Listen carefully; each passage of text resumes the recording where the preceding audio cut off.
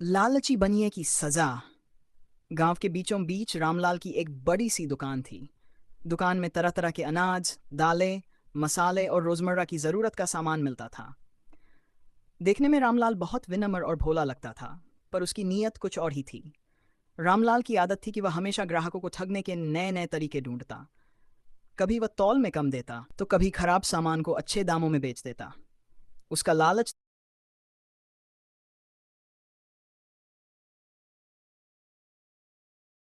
दिन ब दिन बढ़ता जा रहा था।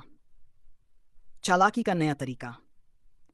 एक दिन रामलाल ने सोचा, हर रोज थोड़ी सी चोरी करके तो मैं इतना कमा ही लेता हूँ, लेकिन अगर मैं थोड़ा और चालाक हो जाऊं तो और भी ज्यादा मुनाफा कमा सकता हूँ।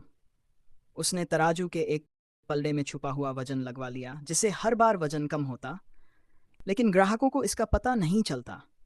गांव वाले उसकी ईमानदारी पर भरोसा करते थे, इसलिए कभी किसी ने उस पर शक नहीं किया। हर रोज रामलाल इसी तरह लोगों को ठगता और मन ही मन खुश होता। कुछ ही महीनों में उसकी तिजोरी पैसों से भर गई। लेकिन कहते हैं, जैसा कर्म वैसा फल। पाप का घड़ा। गांव में एक दिन एक संत आए। वे गांव के लोगों को सच्चाई और ईमानदारी का महत्व समझा रहे थे। उन्होंने कहा, बुरे कर्मों का फल देर सवेर अवश्य मिलता है। जो दूसरों को धोखा देता है, उसका भी एक दिन पर्दाफाश होता है। संत की बातें सुनकर गांव वालों को अपनी अपनी गलतियां याद आईं, लेकिन रामलाल ने इन बातों को मजाक में उड़ा दिया। कुछ ही दिनों बाद गांव के राजस्व अधिकारी ने गांव के व्यापारियों की दुकानों की जांच करने का निर्णय लिया। अधिकारी जब रामलाल की दुकान पर पहुंचे, तो उन्होंने उसका तराजू चेक किया। जैसे ही उन्होंने पलड़ा उठाया, छुपा हुआ वजन बाहर गिर पड़ा। गांव वालों की आंखें हैरानी से फैल गई। रामलाल की चोरी रंगे हाथों पकड़ी गई। अधिकारी ने उसे कड़ी फटकार लगाई और उसकी दुकान को बंद करने का आदेश दिया। अंततः पछतावा। रामलाल को अपनी गलती का एहसास हुआ। अब न उसके पास दुकान थी, यहाँ लोग उसे देखकर तिरस्कार करने लगे। कुछ दिनों बाद वह संत फिर से गांव आए। रामलाल उनके चरणों में गिर पड़ा और बोला, मुझे क्षमा कर दीजिए महाराज, मैंने लालच में आकर गलत मार्ग चुना।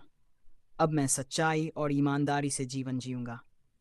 संत ने मुस्कुराकर कहा, पुत्र, गलती करना गलत है, लेकिन गलती को स्वीकार कर उसका प्रायश्चित करना महानता है। अब तुमने सच्चाई का मार्ग चुनने का संकल्प लिया है, तो तुम्हारा जीवन फिर से संवर सकता है। रामलाल ने नया जीवन शुरू किया। उसने गांव में एक छोटी सी ईमानदारी की दुकान खोली और धीरे धीरे लोगों का विश्वास जीत लिया। अब वह लोगों को ठगने के बजाय उनकी मदद करता था। कहानी की सीख। जैसा कर्म वैसा फल। लालच और धोखे की उम्र ज्यादा लंबी नहीं होती। सच्चाई की राह कठिन जरूर होती है, लेकिन उसका फल हमेशा मीठा होता है। अपनी प्रेरणा दीजिए।